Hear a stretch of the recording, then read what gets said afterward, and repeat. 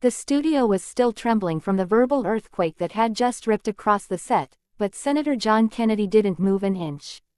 He leaned back in his chair, completely calm, while Joy Behar tried to gather herself, flipping through her cue cards as if one of them held the escape route she desperately needed. The audience sat frozen, some with their hands over their mouths, others staring at Kennedy as though he had just walked straight into a hornet's nest and walked out untouched. Joy inhaled sharply, eager to take back control. "Senator, this isn't a comedy club," she snapped. "This is a serious conversation." Kennedy tilted his head, eyebrows raised in that deceptively polite sudden way, and replied, "Joy, I'm being serious. I just use smaller words so more folks can understand them." The crowd erupted, half in shock, half in laughter. And Joy went palled, realizing she had walked right into the punchline. She recovered quickly, or at least she tried, tapping her pen against her mug in frustration while Kennedy watched like someone observing a cat try to climb a glass door. "This show," Joy said sharply, "is about intelligent debate, not whatever it is you're doing." Kennedy nodded as though she had complimented him.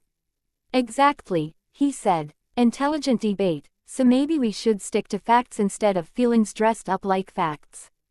Joy stiffened, her jaw tightening as she fired back something about protecting democracy. But Kennedy was faster. "Democracy," he repeated. "Joy, the way you use that word, I'm beginning to think you believe it means they agreeing with you at all times." Laughter rolled through the audience again, even from the crew.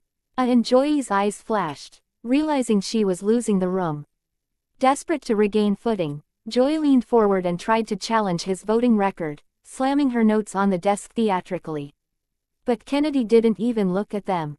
"I've read plenty of fiction, Joy," he said, pointing at her stack of papers. "And yours is still the most creative." Even the co-hosts looked stunned. One muttered, "Oh my God," under their breath. Joy, flustered, tried to interrupt, but Kennedy held up a hand gently. "I promise I'll let you finish," he said softly. "But I'm not going to let you rewrite the truth while you're at it." The audience applauded so loudly that cameras had to readjust their levels. Joy tried the personal angle next. "A risky move, maybe," she said coldly.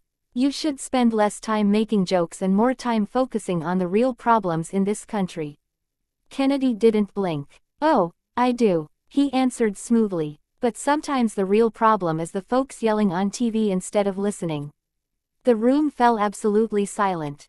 Joy opened her mouth, but nothing came out. It was as though Kennedy had flipped a switch and turned off her microphone, even though the power was very much still on. She tried again, changing tactics mid-sentence, stumbling over her own rebuttal while Kennedy watched patiently. "You know, Senator," Joy said, forcing a laugh, "you're good at dodging questions." Kennedy's smile widened. "Joy," he replied, "if I'm dodging anything, it's the traps you keep setting for yourself." The audience hollered a full-on shout, and Joy slammed her palm onto the desk in frustration, her composure slipping like water through cupped hands. At this point, the producers were panicking, waving frantic signals from behind the cameras, trying to reel the show back into something resembling order. But Kennedy wasn't done. "Look," he said kindly, almost too kindly.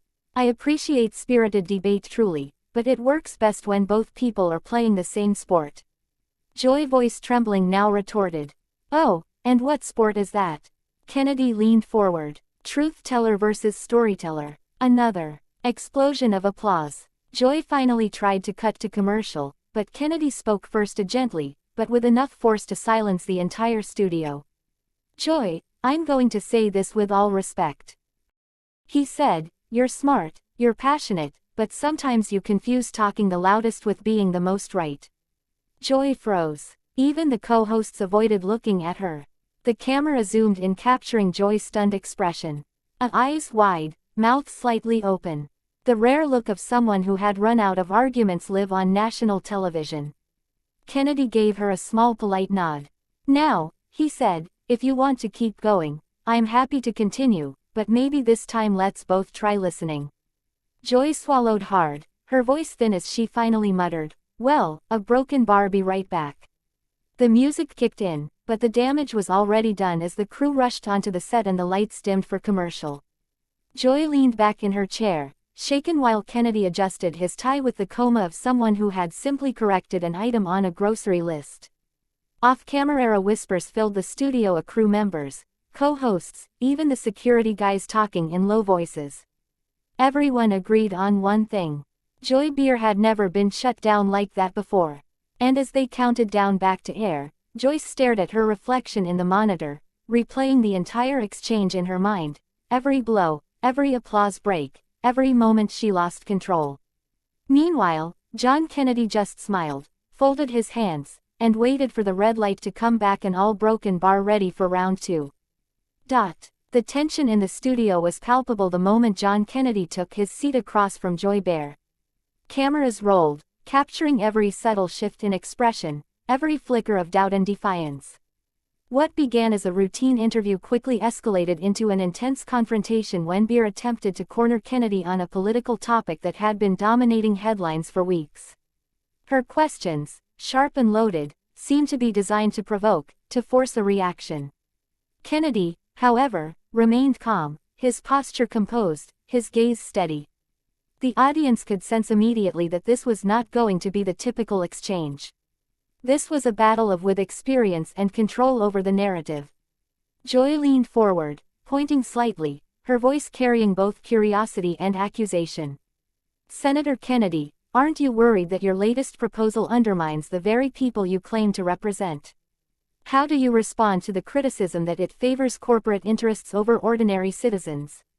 Kennedy paused, measured, choosing each word with precision. "Joy, with all due respect," he began. "Your framing assumes an opposition where there is none. The proposal in question is designed to strengthen communities, to empower families with real opportunities. To suggest otherwise is a misunderstanding of both intention and impact," the studio audience murmured. Sensing the shift in power, Kennedy had not only deflected the question, he had reframed the debate on his terms. Better pressed, refusing to relent.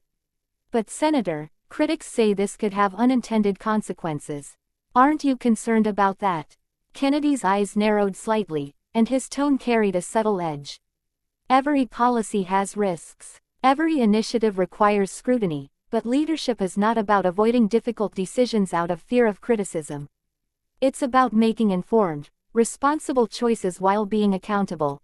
The calm, firm delivery left Behar momentarily at a loss for words. The live cameras captured her slight hesitation, a rare crack in her usually unflappable demeanor.